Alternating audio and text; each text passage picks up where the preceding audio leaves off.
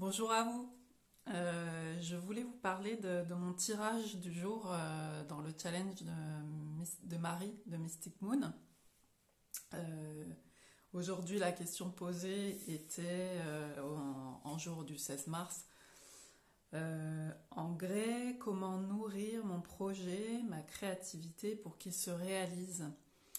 Et en fait, je voulais en parler parce que je me dis que ça peut parler au-delà de mon simple challenge personnel sur les questions que je me pose moi à moi-même.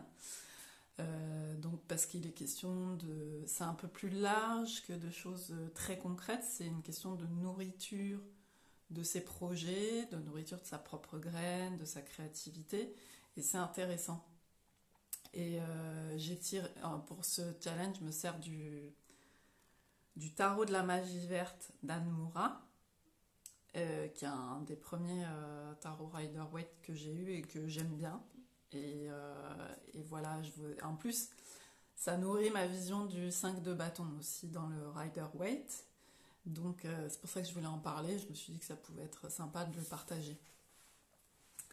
Donc j'ai tiré cette carte aujourd'hui sur la question de comment nourrir mon projet, ma créativité, pour que ce projet se réalise. Donc voilà le 5 de bâton tel qu'il est représenté. J'espère que vous voyez un peu. Donc on a un groupe de 5 jeunes apprentis sorciers, ça fait penser un peu à Harry Potter, avec un livre, une réunion plutôt nocturne dans la forêt, un panier de pique-nique au milieu, et en premier plan on voit une fourmi euh, passer avec une miette de pain qu'elle transporte. Et je vous le dis parce que c'est bon à savoir pour ce que je vais expliquer. Juste devant le panier, il y a en fait, je ne savais pas parce que j'ai dû lire le livret pour le voir, mais il y a des mollènes, j'imagine du bouillon blanc, hein, parce qu'elle ne précise pas le nom spécifique de la plante, mais elle dit juste mollène. Donc c'est le bouillon blanc qu'on voit au premier plan, qui est juste sous la forme de rosette, qui n'a pas encore la fleur. Voilà. Ce que j'aime bien dans ce tarot, c'est qu'il y a toujours une plante et un animal associé sur chaque carte avec des correspondances. Donc c'est utile pour augmenter sa vision du message, de la carte, etc. Alors, je vais vous dire ce que moi, intuitivement, d'abord j'ai vu par rapport à ma question et par rapport à cette carte. Alors, en fait, ça me parle, puisqu'on est sur les bâtons, déjà d'énergie et de feu. Donc, c'est un premier élément qui est important, sur lequel je médite un peu. Et puis ensuite, ça m'a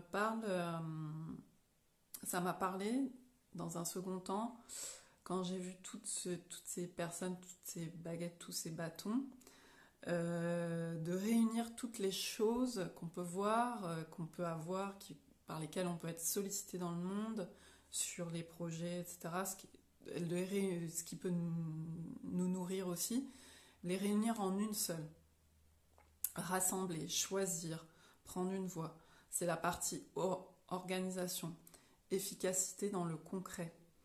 Et puis, c'est un peu symbolisé aussi par la fourmi qui est très couramment vue comme ça, par le côté travail, organisation.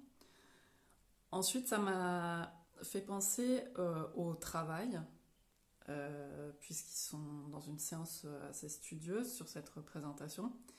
Donc le travail, c'est-à-dire y passer du temps, euh, sachant que la notion de temps, elle est très relative, elle est très différente pour tout le monde, mais il y a cette dimension-là.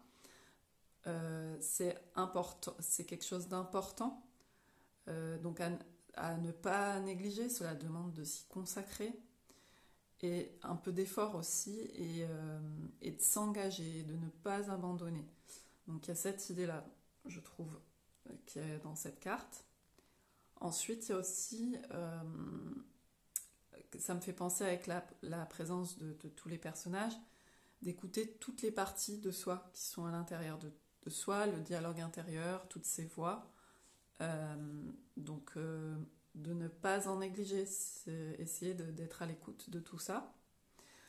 Ensuite, dans cette carte, je vois le cercle, la vision du cercle qui est importante, c'est un symbole important.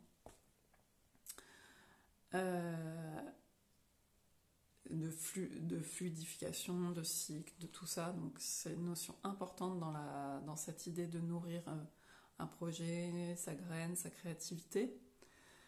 Et je vois aussi ne pas négliger différentes sources, ouvrir ses perceptions, capter les influences, les inspirations autour de soi et être à l'écoute en fait aussi de ce qui peut nous venir de l'extérieur.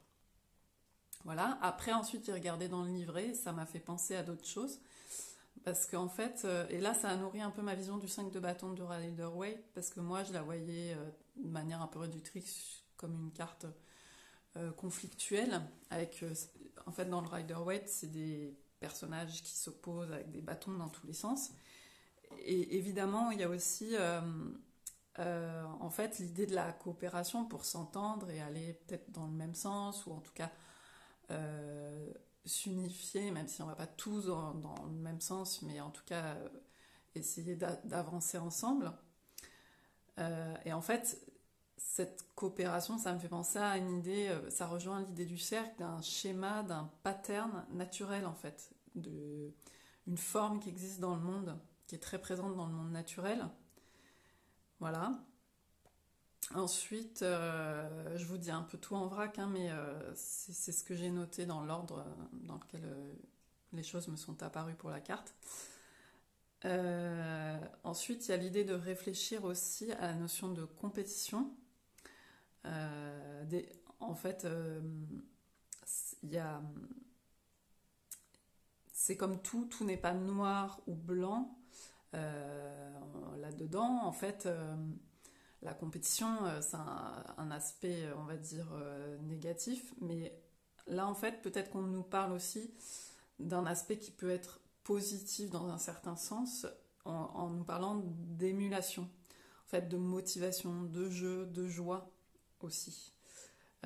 Ça m'évoque quand on joue, qu'on a envie de gagner, même si aujourd'hui on a tendance à faire des jeux coopératifs, et c'est très bien parce qu'on a fait trop de compétition et que c'était de plus en plus négatif, on va dire. Là, il y a aussi ne pas négliger que c'est une partie des choses qui existent dans le monde et qui n'est pas négligeable. Et ça me fait penser à quelqu'un que je connais qui en parle très très bien de ça. Et cette personne représente beaucoup ça à mes yeux. Le fait de prendre du plaisir à jouer et de prendre du plaisir aussi à gagner, mais pas dans le sens j'écrase les autres, voilà. Parce que la forme négative de la compétition, c'est la non-écoute, l'écrasement, la domination, et en fait ça aboutit à l'absence de lucidité tout simplement. Et donc on ne voit pas les bienfaits, etc. Donc il y a toutes ces dimensions-là aussi, je trouve, dans cette carte. Et alors c'est rigolo en lisant dans le livret sur la molène, sur la plante de la molène, c'est une plante de détermination. Enfin, les correspondances qu'elle y attribue, c'est ça. Détermination, unité, action résolue. Donc ça rejoint un peu ces idées-là, quoi. Et je trouve ça intéressant. Je ne connaissais pas en fait, je m'étais pas intéressée encore aux correspondances qu'on pouvait mettre pour la molène. Et puis la fourmi, donc il y a aussi, en plus de toutes les notions d'organisation, de travail, etc., la notion de but à atteindre. En fait, dans l'idée qu'on nourrit, etc., c'est chouette, mais en fait, de ne pas perdre de vue que derrière tout ça, il y a un but quand même. Même si on ne se précipite pas sur son but parce qu'il y a des étapes à passer, il faut toujours garder en arrière-plan cet objectif, ne pas l'oublier. Et ça permet de se recentrer, de ne pas se perdre, de savoir où on va, pourquoi on le fait, quel sens on met. Et en fait, au final, je trouve dans cette carte, pour résumer, il y a une forme de tension vers quelque chose. Je trouve que c'est beaucoup cette énergie. Et voilà, les faisceaux, tout ça, je trouve ça chouette d'en parler de ce point de vue-là. Et voilà, ça nourrit aussi ma vision du 5 de bâton, au-delà de la représentation conflictuelle du Rider-Waite. Voilà, j'espère que ça vous aura parlé, et puis je vous dis à bientôt.